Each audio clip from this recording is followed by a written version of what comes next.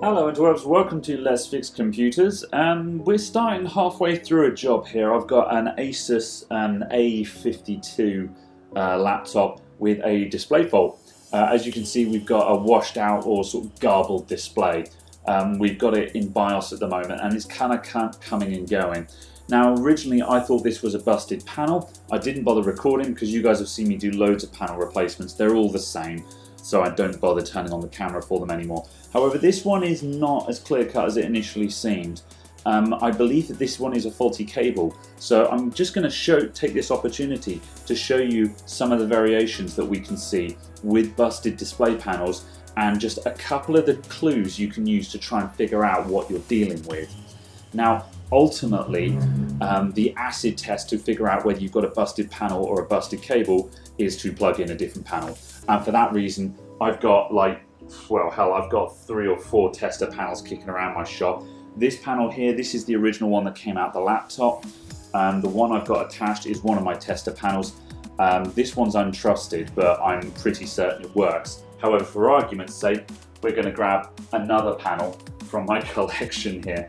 Now, normally as soon as I find a panel that works, but I can't use it in a repair job, like for example, liquid damage panels are brilliant for this because in liquid damage, you'll get watermarks on the picture, which means the LCD panel works perfectly, but you can't sell it to someone, and that makes it an ideal tester panel because it's one that is predictable and you know exactly how it behaves.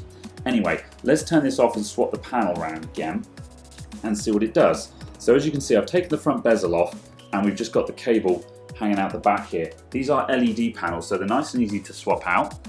These are the old style ones with the metal frames. So let's plug another one in and let's see what behavior we get. Now, the intermittent nature of this fault is what is making it very difficult to diagnose. So let's just seat that roughly in the assembly and turn it back on. And I'm going to spam F2 to get BIOS again. Oh, see, that's bizarre. See, that one is working just fine now. So what we're going to do now is I'm going to lift up the panel on the cable. There we go. The moment I picked that up, that picture went.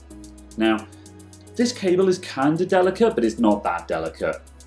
You should be able to pick up the screen and move it around in situ without that cable derping out. And just to, let's just make sure. That is definitely in properly. That connector won't go any further into the panel.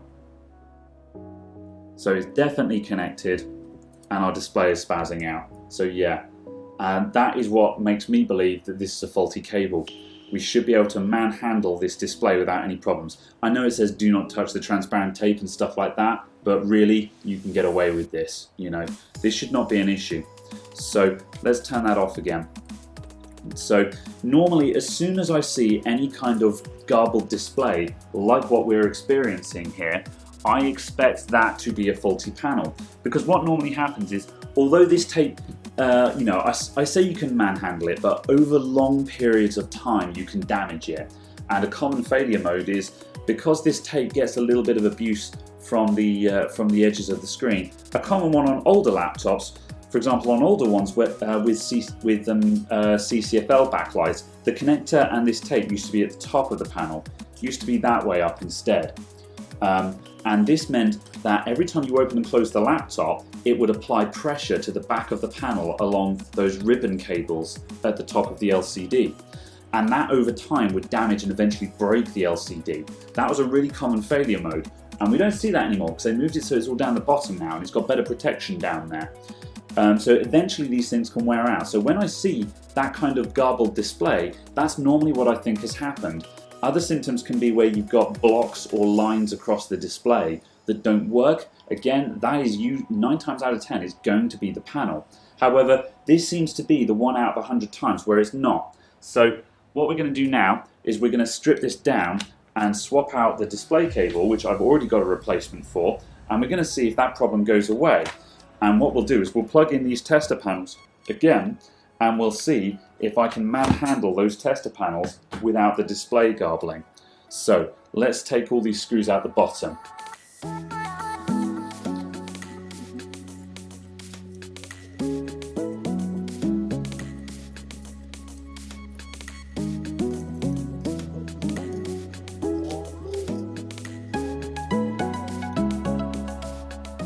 I'm being particularly careful when opening and closing the lid while the display assembly is in pieces, because notice without the display there, it's just plastic I'm leaning on here. These hinge supports stop there, so I can't manhandle the lid while there's no structure holding it all together. Keyboard.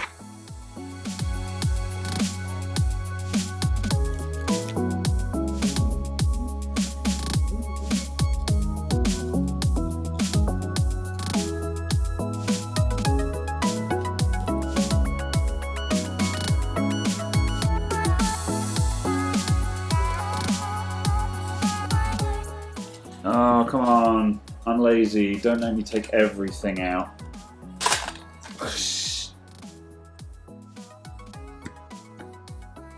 Alright, that was my bad. Don't worry, I didn't break anything. I just pulled the bezel off of the DVD drive because I didn't unscrew it.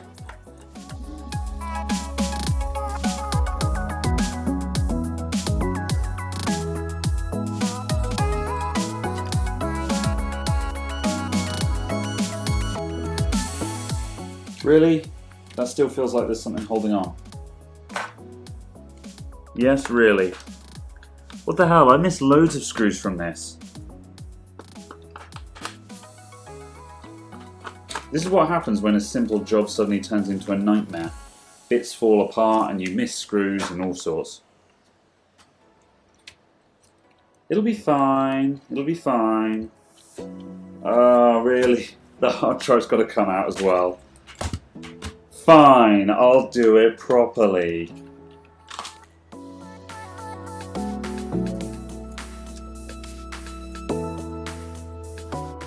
Alright, so our display cable runs down there and connects on the other side of the board.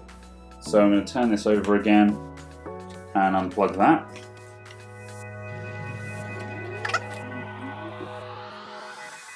Okay. So the display cables, these things vary in shape and size a lot. This particular one, we've got the main display connector here. We've got another ribbon that goes up to the top to the webcam, and then we've also got a microphone on this one as well, which goes down the bottom. Usually the microphone is either on the motherboard or it's built into the webcam itself. But yeah, so those are the kind of things that you expect to see. Right, here is my replacement that I purchased from eBay. This one looks brand new. Yep, I think it is brand new, which is all good times. Okay, the only problem is because it's brand new, we've no idea how it fits in. So we're going to have to put in these kinks.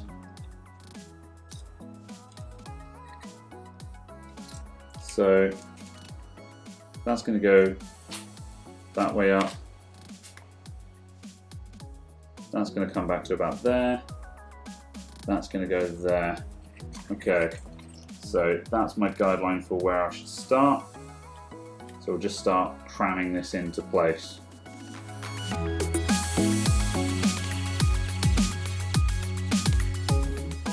I'll go ahead and just plug the webcam in now, just because then the cable won't be flopping about everywhere, whichever way up this thing goes.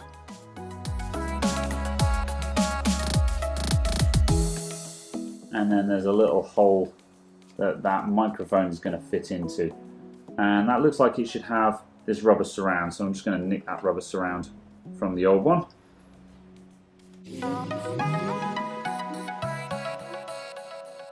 There we go.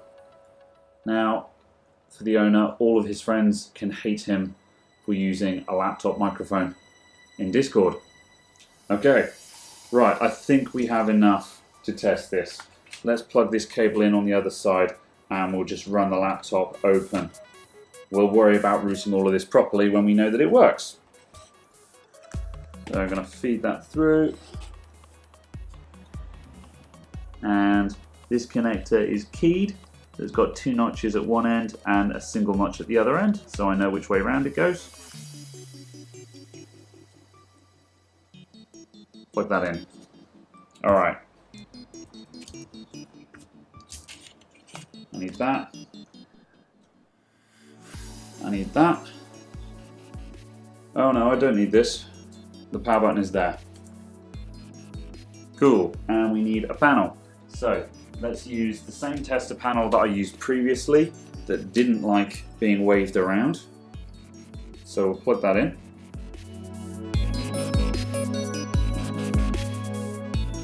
And we'll just sit that back there for a sec.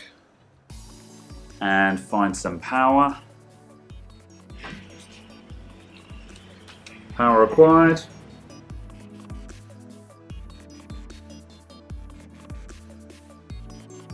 Power on.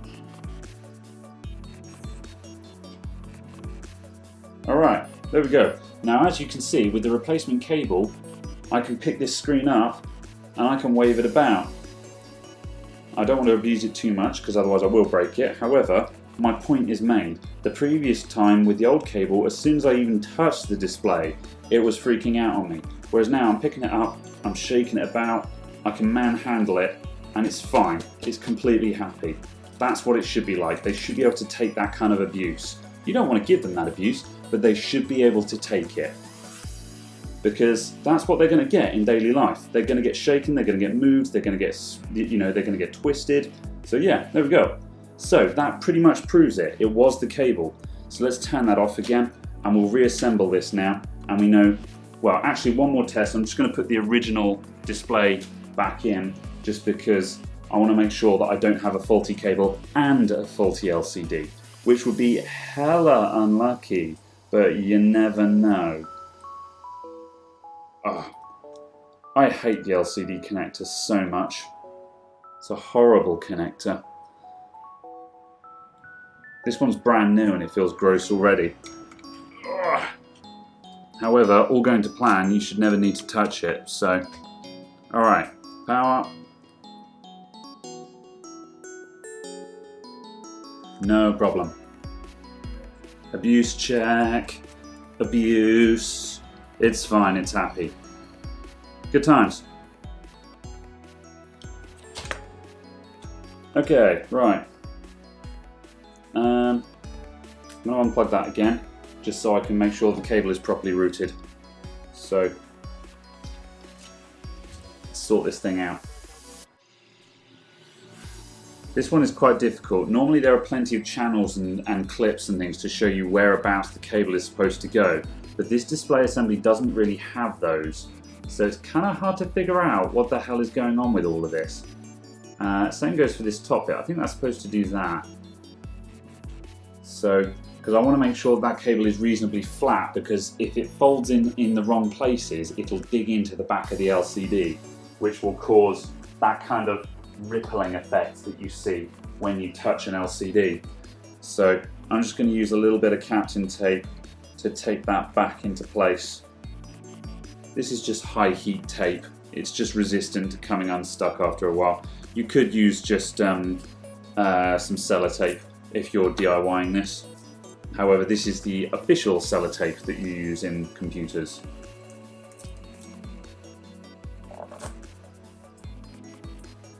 Work of art. Look at how beautiful that tape is. However, it's doing its job, which is holding that cable back. That's all we need it to do. Alright.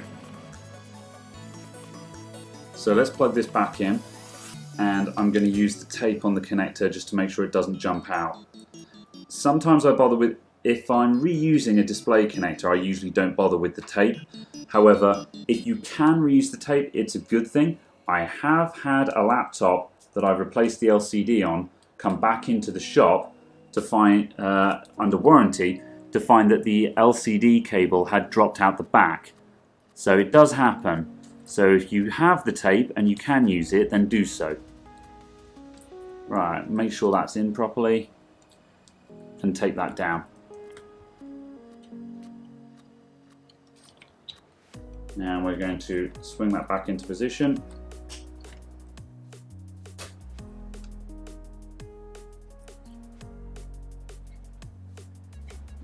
Just arrange that cable again. So there's nowhere really for this cable to go. That'll do. Right, and I'm going to give this one more power on just to make sure that it's all happy. The great thing about working on LCDs is you can keep turning it on and testing it while you do it. There we go, so that's all groovy. Okay, so there's a couple more bits that we need to drop into place on this particular one that you didn't see me take apart because I did the disassembly off camera. So we're going to put that on, we'll put the bezel on, and, well, actually I'm going to screw everything in, then I'm going to put the top case on and then the bezel. So I'm going to get on with that.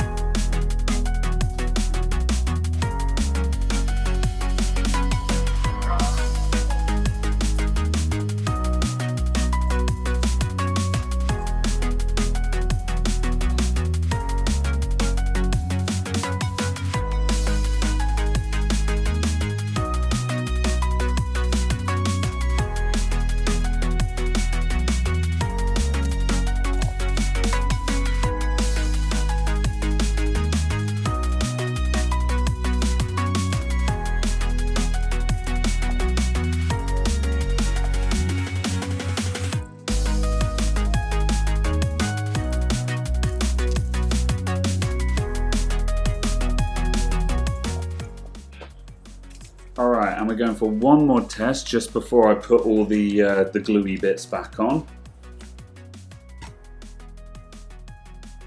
Yeah, we're still fine, and I can just gently flex the display without it freaking out on me.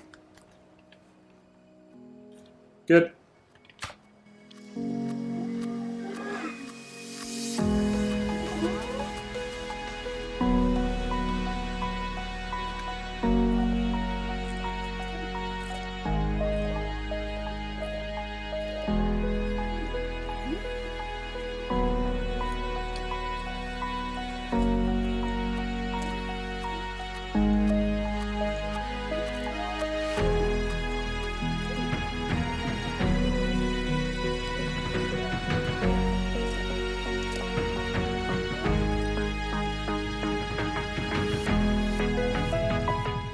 There we go. Okay, right, so let's review while I clean this thing. So we had a laptop that came in, it had a flickering screen with a picture that kept disappearing and fading out and stuff like that. All of these are symptoms of a faulty LCD. Now, 9 times out of 10, it's always going to be the LCD in my experience. It's very rarely the cable. Generally, I replace an awful lot of LCDs, whereas I replace an LCD cable once every 6 months, maybe. Sometimes I'll go for a year or more without ever touching an LCD cable. So that gives you a rough idea. Whereas I replace LCDs, you know, a couple of times a month, typically, and that's just, you know, on quiet times. Now and then you'll have periods where just everyone decides to drop their laptop at the same time, and you'll be replacing lots of LCDs. However, the point is, it's always the LCD, it's never the cable. However, in this instance, we could see that even on a tester panel, a known good panel, we were still seeing the same fault, and when the picture was there, it was unreliable. We could make the picture come and go just by moving the panel around physically. Now, that picture should be stable. So we've replaced the LCD cable, and now we can move and abuse the screen without it going wrong on us. Now, you saw me giving the screen a fair bit of abuse. Don't actually do that yourself. The reason why I can do it is because I know exactly what they can take and what they can't take, and also I have tester panels, which means if I actually broke one of my panels, I would go, oh no, throw it in the bin and get another one off the shelf. Because I collect tester panels from old laptops for this exact purpose. So yeah, be careful. And also certain brands and certain models, like Apple's, you might find have very short display cables that are much more vulnerable to snagging and stuff like that. So take care. However, I hope you can now see roughly where to start when you're not sure or you suspect that you have a faulty cable. So, thank you very much for watching. I'll see you all next time. Goodbye for now.